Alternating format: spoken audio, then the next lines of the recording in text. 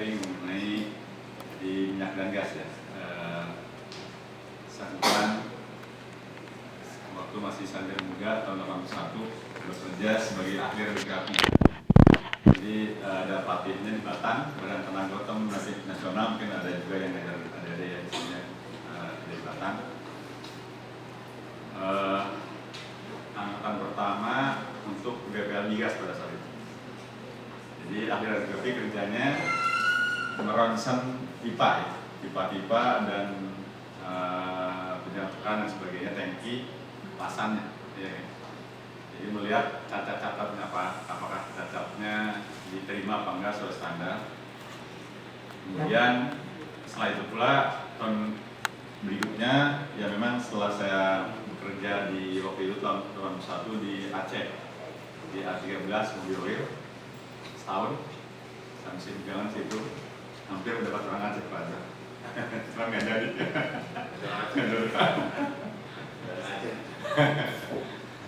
Jadi ada hampir setahun lebih di Loksupon. Kemudian juga ada beberapa proyek yang telah saya selesaikan, terutama di Cilacap, expansion tahun 82 itu.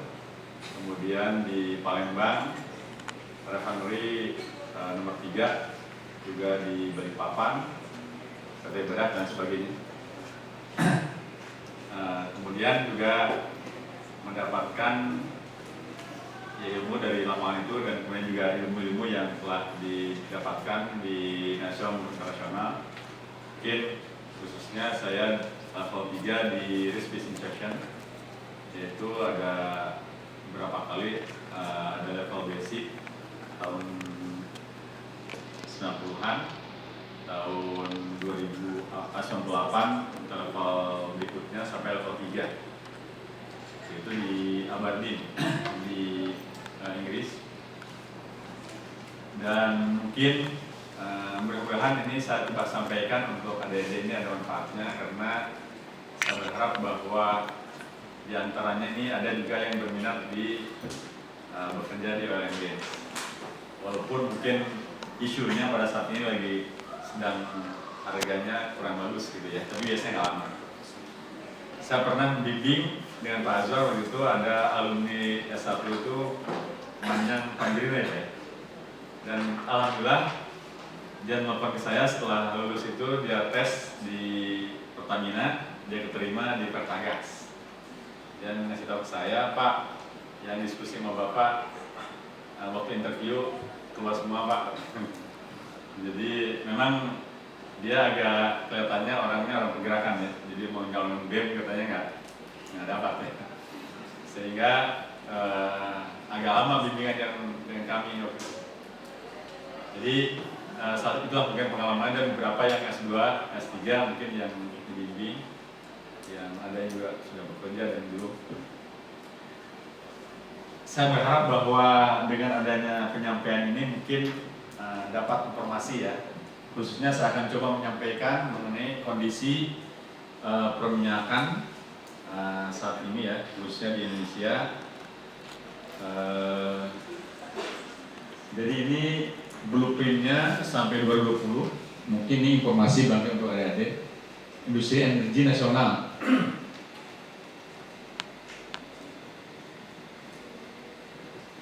Ini pakai link tadi. Tapi nggak apa-apa, nanti saya buka berikutnya. Tapi intinya ya, adalah sudah saya berikan.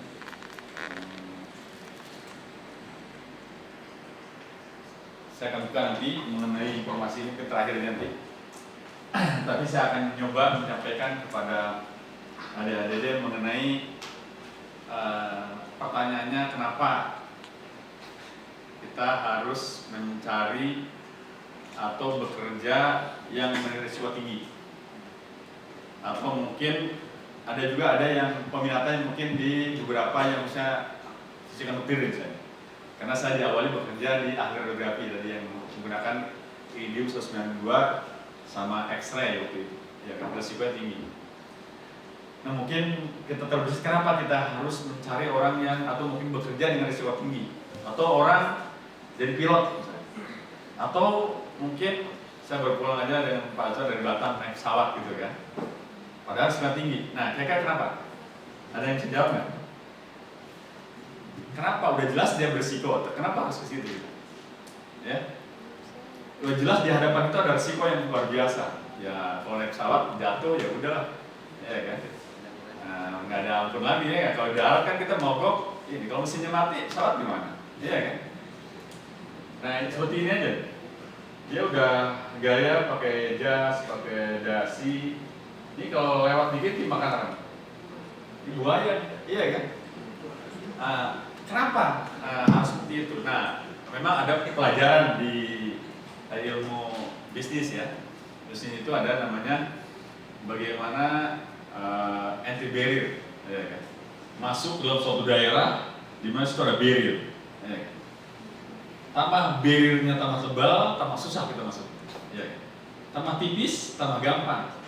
Nah, tapi pebisnis orangnya cari yang tebal dindingnya, ya kan? Bukan yang tipis. Kenapa kira-kira? Ada yang bisa jawab? Kenapa orang pebisnis cari yang penghalangnya tebal ketimbang yang tipis? Entry barrier-nya yang tebal. Jadi entry barrier rendah itu tidak disukai. Kenapa? Ada yang jawab? Karena kalau yang tabirnya tipis, apalagi ada tabir, orang banyak masuk nggak? Iya kan? Banyak masuk situ berbondong-bondong. Contoh, usaha apa yang paling gampang? Buka pulsa, iya. Atau bekerja di sales asuransi, iya. Nah, gampang kan? Orang banyak ke situ. Nah, saya Koton waktu pas tamat sarjana muda, dulu, itu diterima di Astra, ya. Orang tua, nggak usah ke situ. Banyak banget ya orang masuk itu yang sarjana semua di situ. Susah kamu bersaingnya situ. Nah, ternyata bahwa saya harus kursus di Batam Nasional itu dengan dikasih foto-foto mengenai iridium yang bekerja di iridium. Ya kan? Waktu itu saya ingat Mas Koco itu menampilkan. Jadi di rumah sakit di Brasil hilang satu kamera iridium, ya, 192. Kurinya kata 80 kuri. Ya, bayang berapa ribu miliar. Nah, kemudian ternyata dijual ke Loak.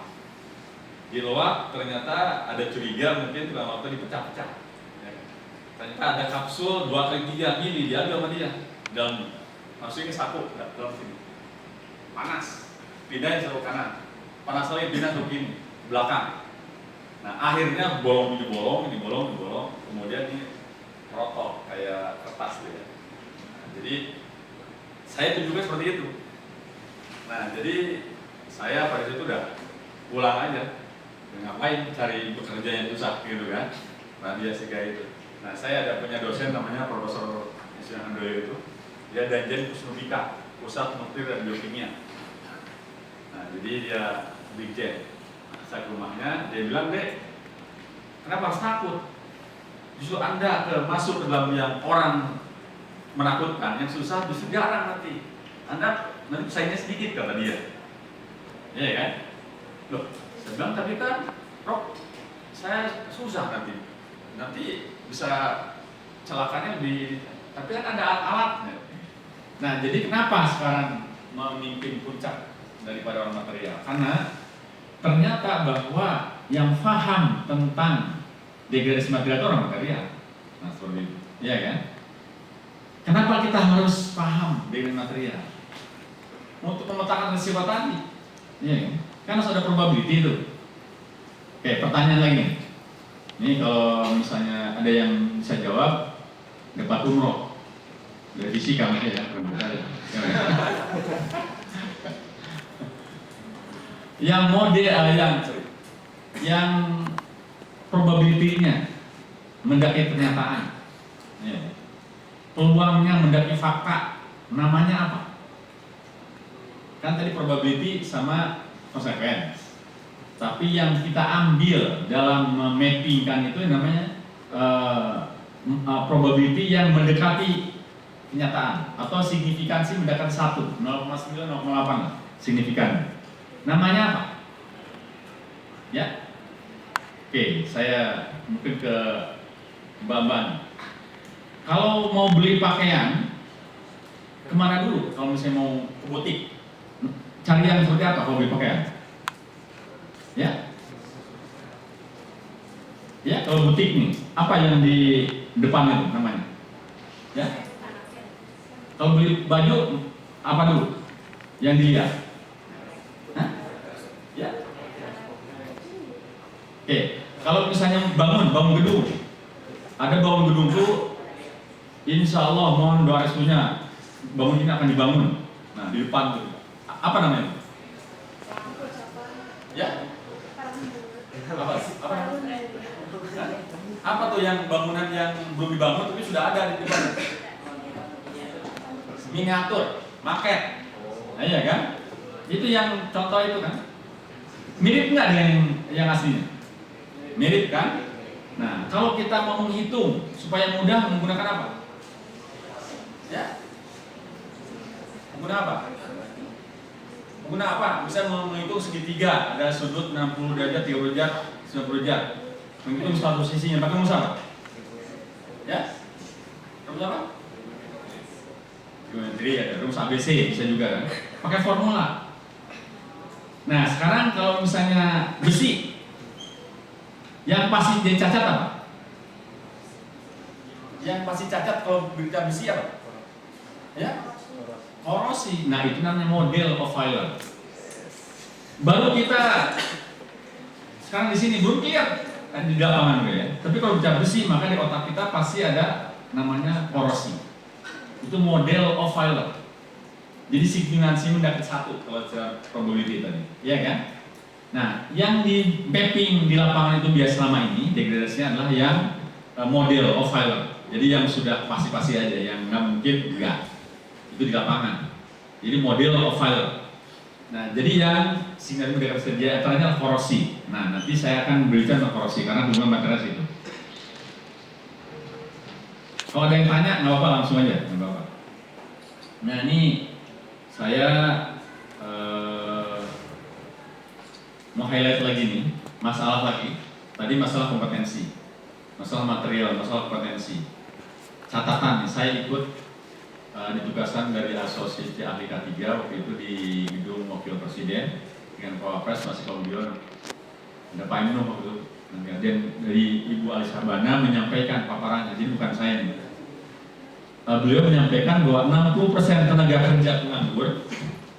Nah, yang nomor 2, 60% tenaga penganggur tingkat pemuda adalah tamatan perguruan tinggi. Ya memang waktu itu Pak Emnu kelihatannya merah mukanya. Untung nggak punya jenggot. Kalau punya jenggot dia kebakaran jenggot. Ya. Nah itu ya. Jadi pada saat itu. Nah jadi berarti termasuk kita loh. Nah ini ya. 60%. Itu real, diteriakan satu detail banget. Saya juga kaget. Sisanya yang nggak sekolahan. Kira-kira apa yang jadi masalahnya? Ya. Maka pernah dengar nggak Permen Mendikbud nomor 83 tahun 2017. Nah, keluarlah itu kompetensi. Karena ada SKPI namanya surat pengampunan bisa dan sebagainya. Diawali dengan itu. Setelah itu langsung maraton dari Kemendikbud. Karena di mapping tadi. Kenapa? Ya. Kok bantuan tinggi? Nah, ternyata bahwa kita mungkin banyak kurikulumnya tidak berbasis kompetensi. Sehingga begitu keluar kuliah kita tidak mampu bekerja. Nah, karena definisi kompetensi adalah mampu bekerja dalam bidangnya, skill knowledge attitude sesuai dengan aturan. Nah, seperti itu kan definisi di pasal 18 ayat 3 dari Undang-Undang 13 tahun 2003. Saya lanjutkan. Kelamaan. Jadi ini masalah di lapangan. Ini pipeline dari Jambi ke Sungai Gerong. Saya melakukan inspeksi korosi ini dengan almarhum Kapolres Umar tahun 89-an, 86-87 pipa ini. Nah, saya udah dengar bahwa pipa ini sering dicuri minyaknya tahun itu. Nah ini tahun 2013 ada 4 orang meninggal. Jadi di lokasi ini, di hutan ini, dia ternyata ada illegal logging, ya, dibocorkan, kemudian dia bikin cleaning pakai pakai pagar yang sederhana, digantungin pakai ini rapia.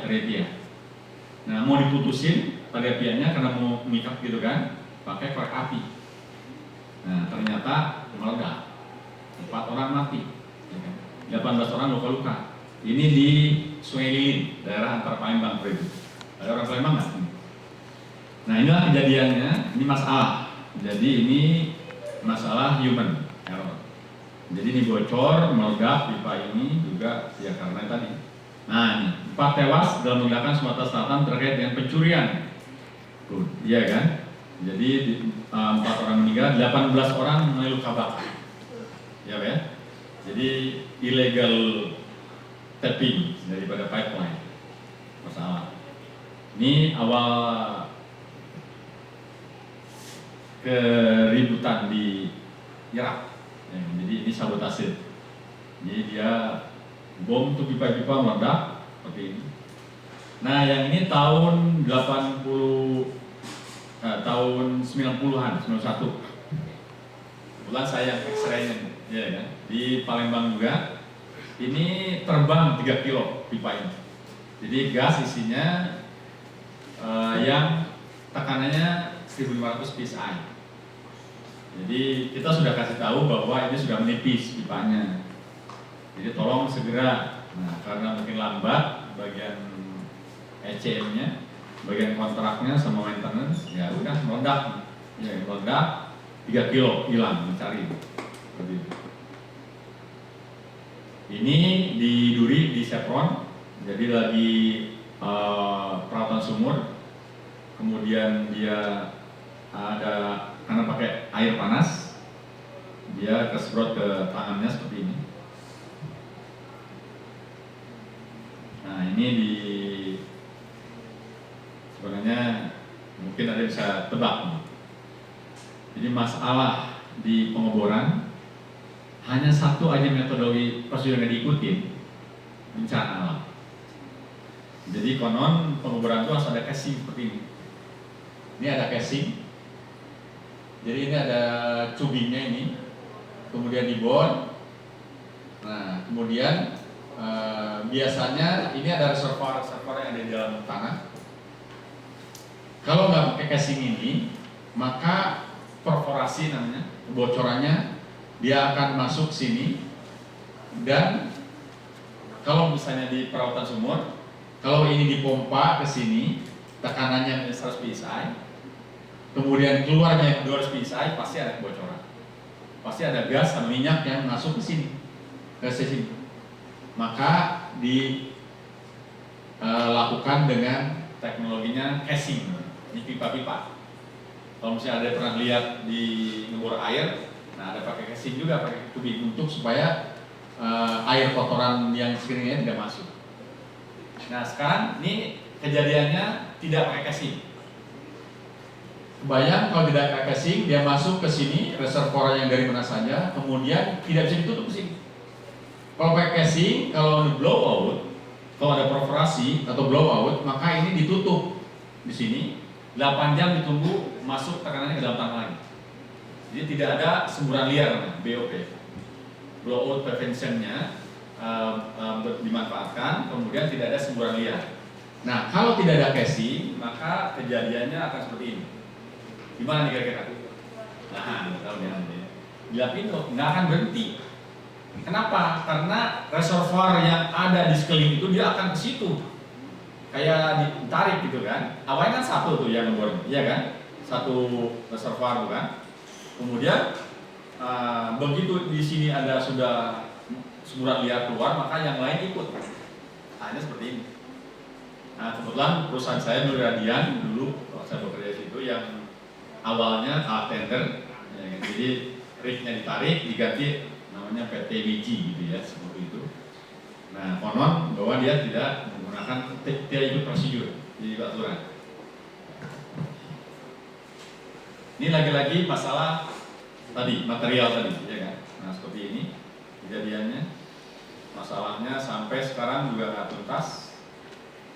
Nah, juga ini ada ular, ada buaya, digas banyak orang buaya, banyak malingnya, ya kan? Itu yang jadi masalah. Cuma saya nggak ceritakan sini, ya kan? Jadi mafia gas, pernah dengar? Mafia minyak. Nah, tadi ada ular sama buaya tadi menyelinap. Ya kan? Masalah globalisasi. Jadi kalau globalisasi ini nggak usah dikhawatirkan, MEA ini, ya kan? Sudah jalan sekarang.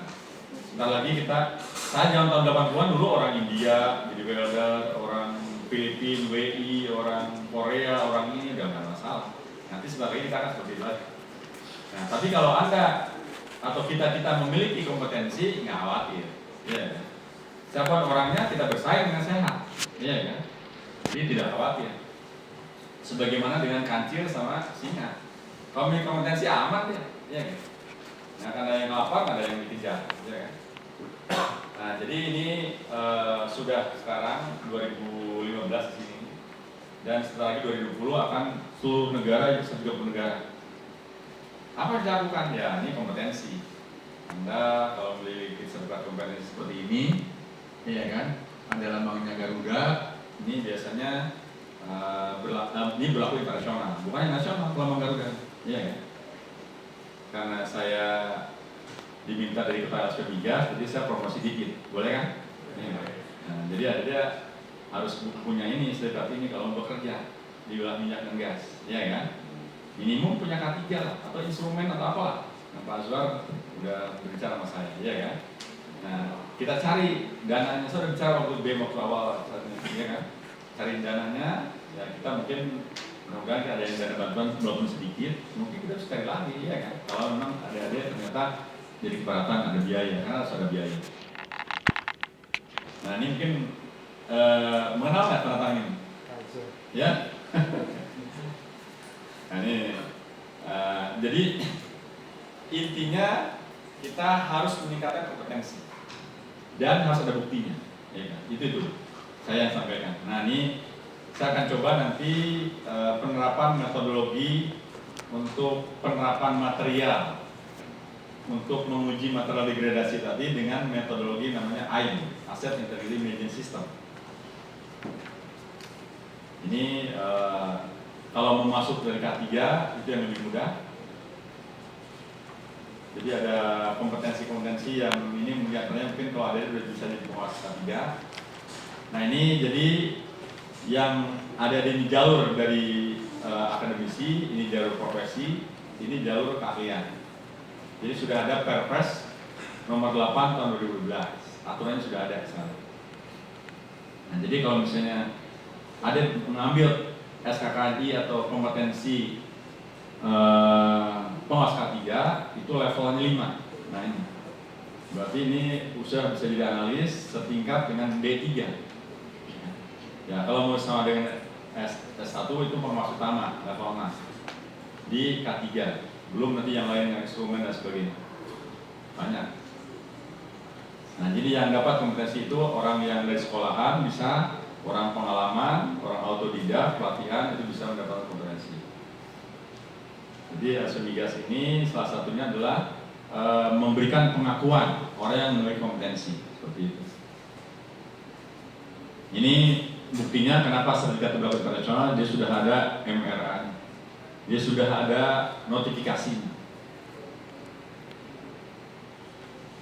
Ini koloknya, kolok udah berapa menit? Ya. Tinggal setengahnya lagi, ini masih ada 200 slide lagi. Kalau itu selesai kan, nggak bisa pagi. Tapi saya akan cepat lagi. Ya, jadi ini dia katanya ngakunya ahli las, tapi dia nggak kompeten. Kira-kira di mana kompetensi nggak kompeten? Ya, pilih knowledge, skill apa attitude? Oke, attitude. Yang lain? Betul. Karena dia sudah bertahun-tahun dia sudah kelas. sudah memiliki skill, paham gak paham, tapi attitude-nya. Ini ketika adanya misalnya main sepak bola, ini ketendang, ini jadi opak, ya kan? Iya kan? Dia nggak sadar. Ya. Karena kita belajar skill tadi supaya orang nggak mau ngelas sendiri dia bikin seperti itu. Tapi ini mah. Nah sekarang ini juga kompeten nggak buat tadi? Di mana nggak kompetennya? Skill, knowledge, attitude. Ya. Skill, knowledge, attitude. Kalau ditanya skill, dia udah 5 kali ganti SIM atau seperti ini. Ya. Kalau ditanya knowledge-nya, Pak, bagaimana cara nyubir? Oh gampang Pak. Oper gigi 1, 2, 3, belok kiri, belok kanan, gampang, pakai sen. Itu pemahaman. Jadi yang kurangnya apa? Attitude-nya lagi. Nah, keselamatan tadi. Ya, kan? Sehingga ya itu kayak ada sama kan? Naik motor suka periksa ban nggak? Enggak kan? Suka periksa baut nggak? Enggak kan? Nah, makanya itu sering jadi kecelakaan motor paling banyak kan? Nah, makanya kompetensi itu irisan antara skill, knowledge, attitude sesuai dengan standar. Ini tugas saya sebagai sama Pak Iwak di Aspergas. Nah ini tadi yang potensi energi nasional tadi yang saya buka, nanti mungkin kalau minum kopinya bisa dicairkan itu yang detail nih. Jadi saya dapat dari kementerian. Cadangan minyak, gas, batubara ini luar biasa sebenarnya.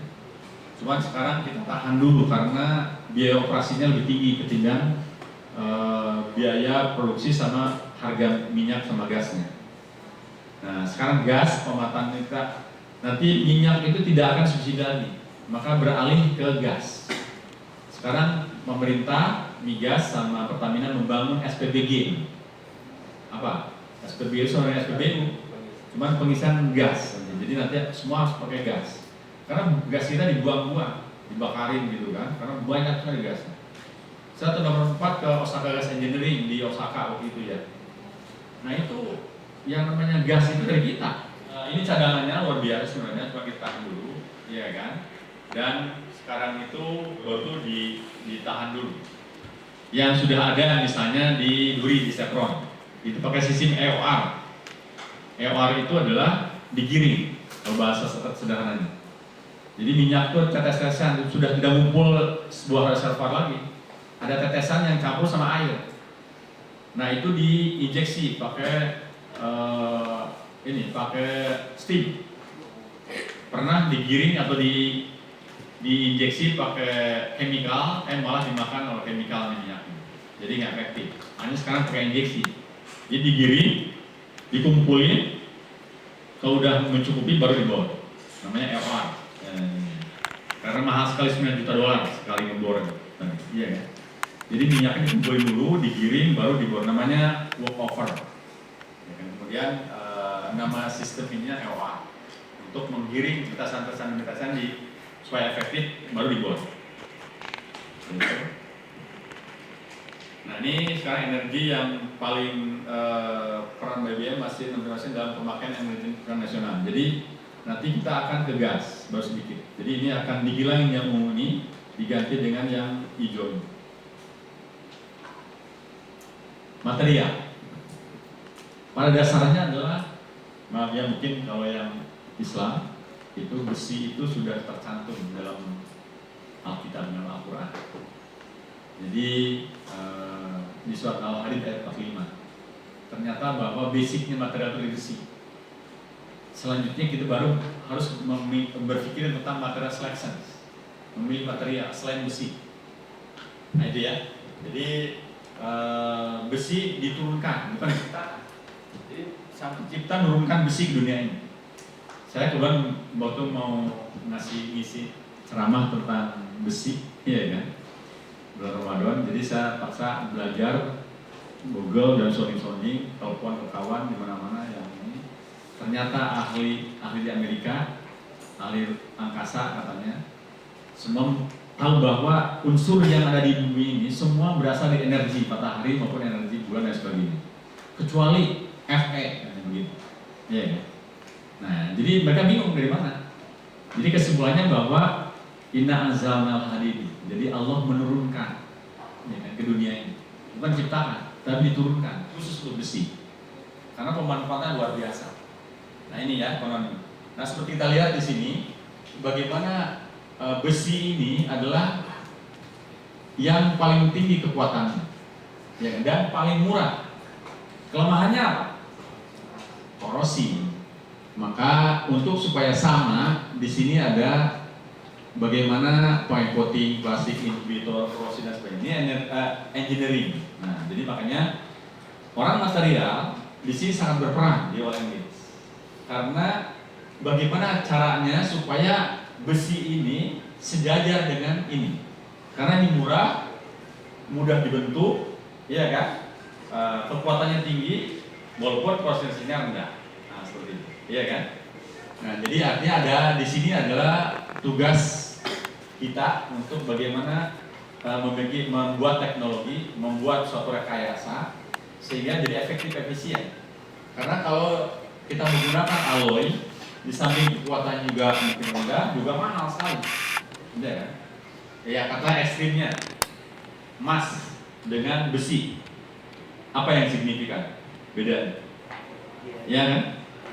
Mahal, susah, dan susah dibentuk dulu kan? Kalau emas itu, ya kan? Nah seperti itu, ya kan? Nah artinya bahwa besi adalah basic dari material, sehingga kita harus memiliki kemampuan untuk material selection. Nah ini basic daripada FNI. Nah material group ini mungkin ada sudah terbiasa nih, ada komposit, ada gabungan-gabungan ini, material group ini. Yang basicnya adalah dari ini. Nah sekarang saya akan mencoba menyampaikan peran kita apa sebagai scientist, nanti dari fakultas, bisnis, industri itu apa. Maka kita sebagai scientist, ya dalam suatu resiko tertentu, maka kita harus berperan dalam membangun teknologi, ya kan? Dan yang menggunakannya oleh engineer. Jadi engineer itu tukang, ya kan? Anda inilah yang punya konseptornya. Jadi jangan sampai ngerasa, aduh enak ya jadi di teknik. Enggak, dia tukang. Setelah yang kita membuat dia mengerjakannya, iya kan? Anda harus bangga. Jadi seorang fisikawan, iya kan? Nah, jadi jangan, ya orang nggak tahu aja. Jadi orang berlomba-lomba ke jurusan teknik, ya nggak? Fisika kurang peminatnya, ya nggak tahu dia, ya kan? Begitu kita tahu, nah ini dia gue, gitu kan? Orang bangga dong. Ini buktinya bahwa scientist develop the technology that engineer apply. Nah, iya kan? Bukan dia pelaksana kita, lu pakai itu kasih gue. Itu ya kan? Itu jangan ciut lah, ya kan? Nah ini ya, itu scientist. Nah fakultas dia adalah bagian daripada engineer sama scientist. Harus fakultas itu. Jurusan universitas jadi bagian daripada industri engineer sama scientist, ya kan? Sehingga kita mendapatkan suatu dokter-dokter dan ahli-ahli yang mumpuni, ya kan?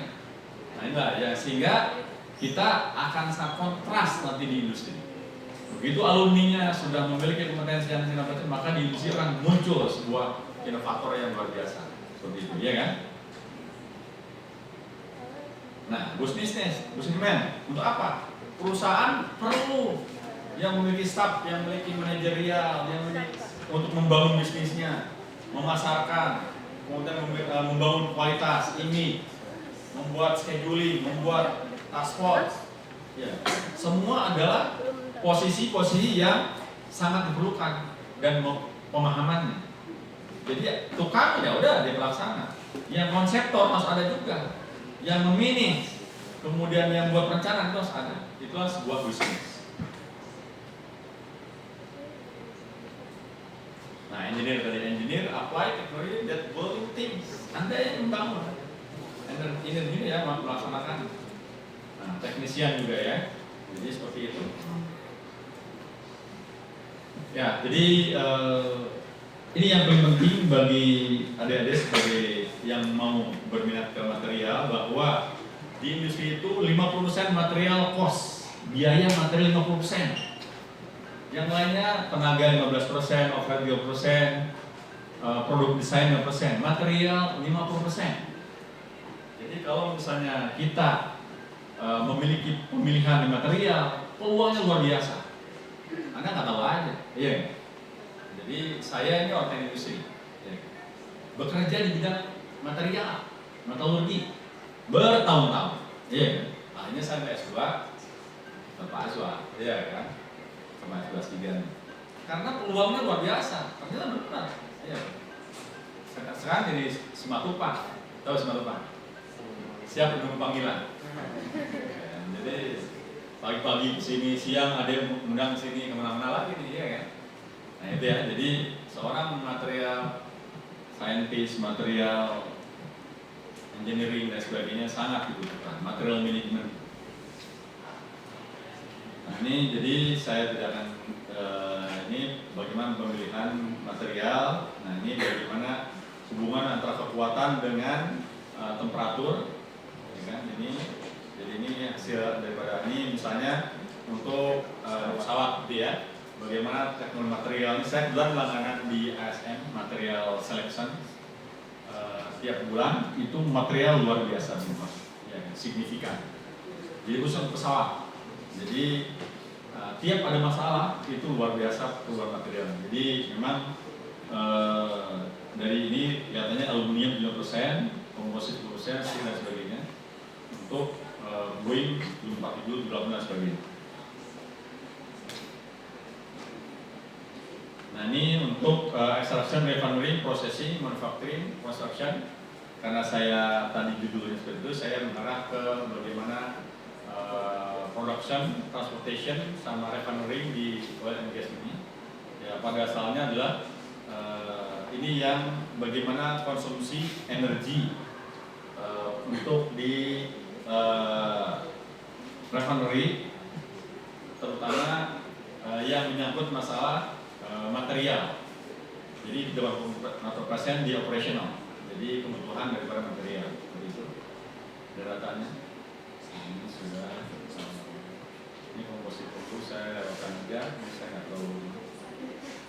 Ini kemudian material teknologi, saya pikir nggak juga. Material dan produksi mungkin saya coba akan sampaikan sedikit saja sambil lewat. Jadi ini spare part ini misalnya gas turbine application. Jadi memang ini syarat dengan material high tech material yang tentunya sangat terkait dengan bagaimana energi yang ditimbulkan dari turbin ini, khususnya di power plant. Nah ini bagaimana fase material selection ini. Jadi ini di sini saya mungkin nggak tahu ini. Jadi mungkin nanti kesempatan lain saya akan lebih detailkan. Jadi untuk kriterianya mungkin ada juga tahu bagaimana material selection kriteria ini, sehingga ada fungsi, ada cost, ada production of manufacturing, ada condition and environment. Ini faktor daripada material selection. Ini juga sama material selection compromise ini. Jadi ini saya instrumental and functional engineering daripada material selection ini. Saya percepat aja. Jadi saya akan lihat aplikasinya. Ini sebenarnya ada yang mesti didetailkan untuk menyampaikan daripada material ini. Saya percepat aja. Nah mungkin ada yang tanya mungkin sebelum saya ngasih contoh-contoh yang